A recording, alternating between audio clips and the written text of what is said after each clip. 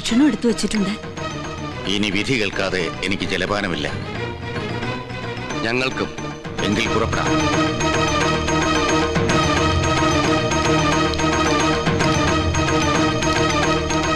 പോന്നേരെ. ഓ 23 second താമസിച്ചു, എന്നോട് ക്ഷമിക്കണം. കൊഴപ്പായാവോ? പുറകീന്ന് വിളിച്ചു.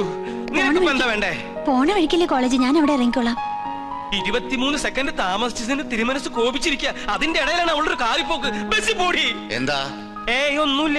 ഞാൻ കോളേജിലേക്കാ പോണ വഴിക്ക്. കോളേജ് ഒന്നുമില്ല. അവളും കൂടെ പോരണേന് തനിക്കെന്താ കുഴപ്പം? എനിക്കെന്താ കുഴപ്പം? ഇതെന്തിനാ കെട്ടിപ്പിടിച്ചേക്കണേന്ന്? ഇതിനെ നീ കല്യാണം കഴിക്കാൻ പോവാ? എടോ, സംഗീതം പഠിക്കണ കുട്ടിയായവള്, ദേവീ കടാക്ഷം ഉള്ളവൾ, തന്റെ മുജ്ജന്മ സുഖത. കേറിക്കോ കുട്ടിയെ. ഞാൻ അപ്പളെ പറഞ്ഞില്ലേ കേറിക്കോളാൻ.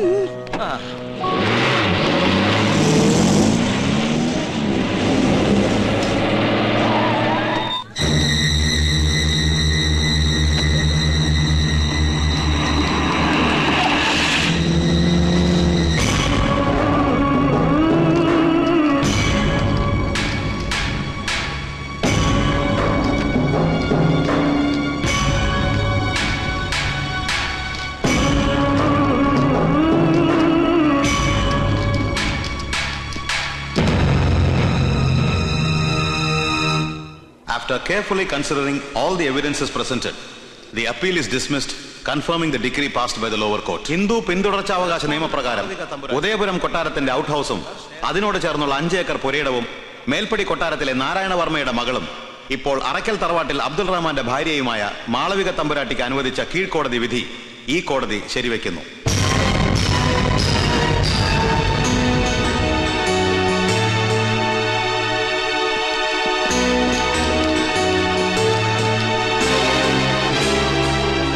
സൂചി കുത്താൻ ഇടം കിട്ടി. ഇനി നമ്മളെ നൊയിഞ്ഞു കയറി കൊട്ടാരം മുഴുവൻ പിടിച്ചടക്കും. ആലംബന. അതെന്താ കൊച്ചാപ്പ? നമ്മൾ അലംബനാണെന്ന് പറഞ്ഞാടാ.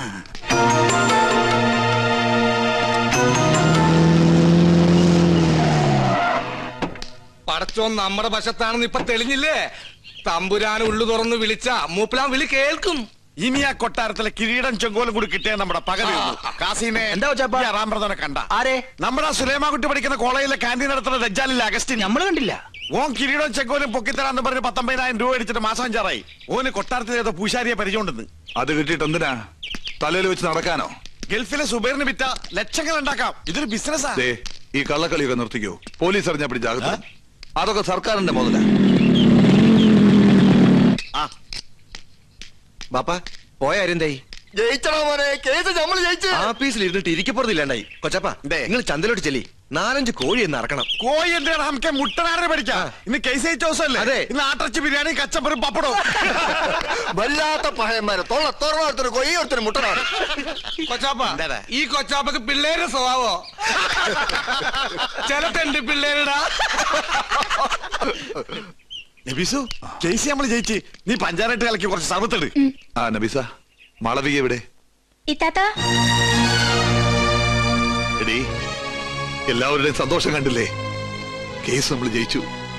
എന്റെ അച്ഛൻ തോറ്റു അല്ലേ?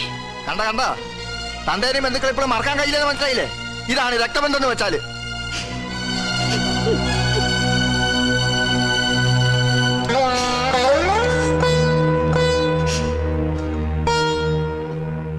ഇത്രയും കാലം നിന്റെ മനസ്സിൽ ഞാൻ തോക്കണമെന്നായിരുന്നു പ്രാർത്ഥന.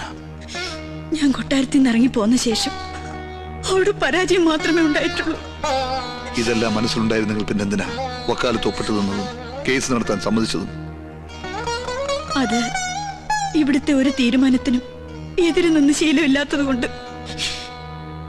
ഇപ്പൊ തന്നെ 7 തലമുറയ്ക്ക് ജീവിക്കാനുള്ള സ്വത്തുണ്ടല്ലോ. പിന്നെന്തിനാ കൊട്ടാരത്തിൽ നിന്നും പിടിച്ചു വാങ്ങുന്നത്? നമുക്ക് ഒരൊറ്റ മോനല്ലേ ഉള്ളൂ. എന്റെ ഈ കാലിന് വില പറയുകയാണ് ഞാൻ. നിന്നെ സ്നേഹിച്ച കുറ്റത്തിന് എന്റെ ഈ കാല് തല്ലി ഓടിക്കുമ്പോ അരുതേ എന്ന് ഞാൻ കേണപേക്ഷിച്ചു. അന്ന് കൊട്ടാരം തമ്പുരാക്കന്മാരുടെ ഒന്നും കണ്ണിൽ ചോര ലവലേശം പോലും ഇല്ലായിരുന്നു. ആ കൊട്ടാരത്തിന്റെ അടിത്തറ കൂടി ഈ മുറ്റത്തെത്തിയാൽ അന്ന് ഈ കണക്ക് ഞാൻ തീർക്കും. അതുവരെ അവസാനിക്കില്ലൊന്നും. നിന്റെ കൈയും പിടിച്ച് അന്ന് ഞാൻ ഈ മുറ്റത്ത് വന്ന് കയറുമ്പോ സമുദായ പ്രമാണിമാർ പറഞ്ഞു നിന്നെ ഇസ്ലാമാക്കണമെന്ന്. ഞാൻ നിന്നെ നിർബന്ധിച്ചോ? എന്നെങ്കിലും നീ അമ്പലത്തിൽ പോണത് ഞാൻ തടഞ്ഞിട്ടുണ്ടോ? തിരുവാതിരയും വിഷുവും ദീപാവലിയും നമ്മൾ ഒന്നിച്ചല്ലേ ആഘോഷിക്കാറ്? ഞാനൊന്നും മറന്നിട്ടില്ല. ഒന്നും മറക്കാതിരിക്കാനാ പറയുന്നത്. കോടതി വിധി പ്രകാരം കിട്ടിയ സ്വത്ത് എനിക്കും എന്റെ മകനും അനുഭവിക്കാനല്ല, അപമാനിക്കാനാ. കൊട്ടാരക്കെട്ടിലെ തമ്പുരാക്കന്മാരെ അപമാനിക്കാൻ മാത്രം എനിക്ക് നിന്നോട് പറയാൻ ഒന്നേ ഉള്ളൂ, തടയരുത്. ഇതിലിപ്പോ അത്ര ദുഃഖിക്കാനൊന്നുമില്ല. ഹൈക്കോടതിന്റെ മുകളിൽ വലിയൊരു കോടതി അങ്ങ് ഡൽഹിയിലുണ്ടല്ലോ. ഇനി നമ്മുടെ അടുത്ത നീക്കം അങ്ങടായിക്കോട്ടെ. എന്തേ? വേണ്ട, കേസും കോടതിയും ഈ വിധിയോടെ അവസാനിച്ചു. ഇനി ഏത് കൊടികെട്ടിയ വക്കീല് വന്ന് സുപ്രീം കോടതിയിൽ വാദിച്ചാലും ജഡ്ജ്മെന്റ് ഇത് തന്നെ ആയിക്കൂടുന്നുണ്ടോ? വയ്യ. ഭഗവാന്റെ വിധി നിശ്ചയം മാറ്റിവെക്കാനാവില്ലല്ലോ. മക്കൾക്ക് അവകാശപ്പെട്ടത് അവർക്ക് കൊടുക്കണം. അവിടെ മാനുഷിക വൈരത്തിന് പ്രസക്തിയില്ല. സ്വത്ത് നഷ്ടപ്പെടുന്നതിലുള്ള ദുഃഖമല്ല, തലമുറകളായുള്ള ഈ കൊട്ടാരവും സ്ഥലവും കീറി മുറിക്കുന്നത് കാണേണ്ടി വരുമല്ലോ ഓർത്തിട്ടാ. അന്നേ അവന്റെ തലയറക്കേണ്ടതായിരുന്നു. അന്നും അച്ഛനായിരുന്നു എതിർപ്പ്. അന്ന് തലയറുത്തിട്ടാൽ നഷ്ടപ്പെട്ട മാനം തിരിച്ചു കിട്ടുമായിരുന്നോ? ഒരു വിധവയെ കൂടെ ചീത്തപ്പേരിനോടൊപ്പം പോറ്റേണ്ടി വന്നേനെ.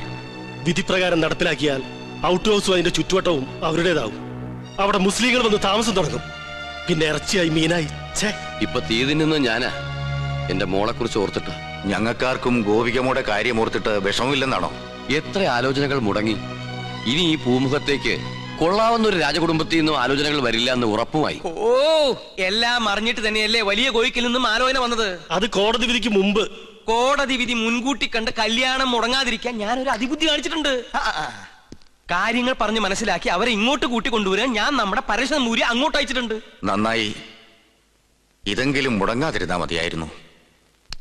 വിഘ്നേശ്വര, തടസ്സങ്ങളൊക്കെ നീക്കി തരണേ.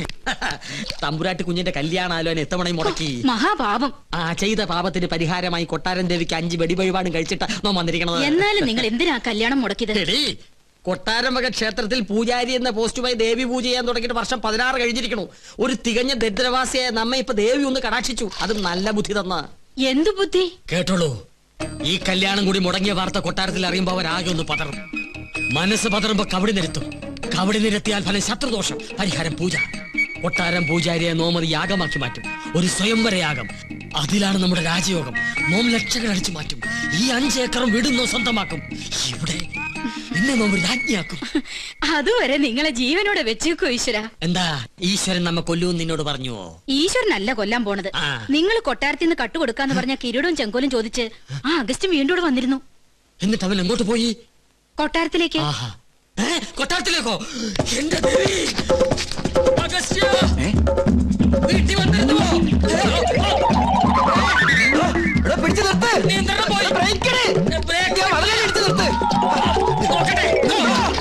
കുഴിയാണല്ലോ.